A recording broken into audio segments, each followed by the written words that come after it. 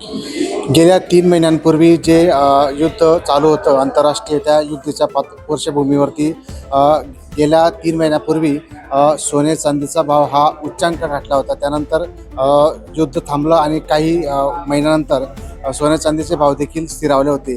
त्यानंतर गेल्या महिन्याभरामध्ये देखील सोन्याचे आणि चांदीचे भाव तब्बल म्हणजे स्थिर झाले होते. आता सध्या गेल्या 8 दिवसांपासून या सोन्याचे आणि चांदीचे भाव हे मोठ्या प्रमाणावर वाढलेले आहेत. या संदर्भात आपण जाणून घेणार आहोत. आपण आहोत जळगाव येथील पी.एन. गाडगीळ येथील दालनामध्ये. आपण आपल्यासोबत आहेत काही सोन्याचे चांदीचे जे व्यापारी आहेत किंवा ते तज्ज्ञ आहेत. गिरीजी, काय सांगाल, नेमकी गेल्या 8 दिवसापासून 3 दिवसापासून जे सोन्याच्या दराने आणि चांदी दरात वाढलेली ती कशामुळे झाली असेल? खरं तर आपण चढ उतारे बघतच आहोत, मागील आठवड्यात असू द्या किंवा महिन्याभरात असू द्या. तर याच्या मागची जर कारणं आपण जर बघितली, आज जी वाढ झालेली आहे ती, तर मध्यवर्ती बँका ज्या आहेत त्यांची सातत्यपूर्ण खरेदी चालू आहे. त्याचा इफेक्ट सुद्धा या सोन्याच्या दरावरती पडलेला आहे. परत जर आंतरराष्ट्रीय राजकीय तणाव हा आहेच, त्या विषयाचा सुद्धा याच्यावरती पडलेला आहे. फेडरल रिझर्व्हचं जे काही व्याजदर कपातीची जी शक्यता आहे त्याचा इफेक्ट सुद्धा सोन्याच्या याच्यावरती पडलेला आहे.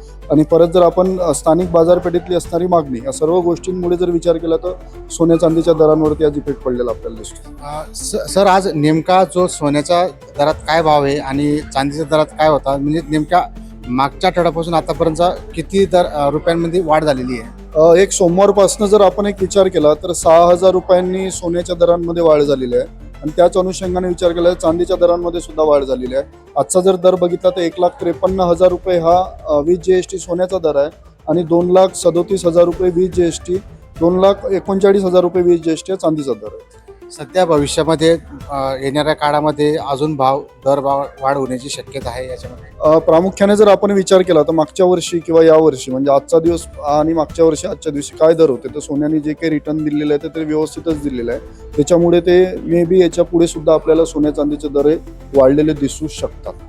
नक्कीच यांनी सांगितलेलं आहे की आगामी काळामध्ये सोन्याच्या आणि चांदीच्या याच्यामध्ये गुंतवणूक ही कधीही फायदेशीर ठरणार आहे. त्यामुळे ग्राहकांनी या ठिकाणी सोने आणि चांदीमध्ये वस्तू खरेदी कराव्यात असे देखील या ठिकाणी त्यांनी आवाहन केलेले आहेत.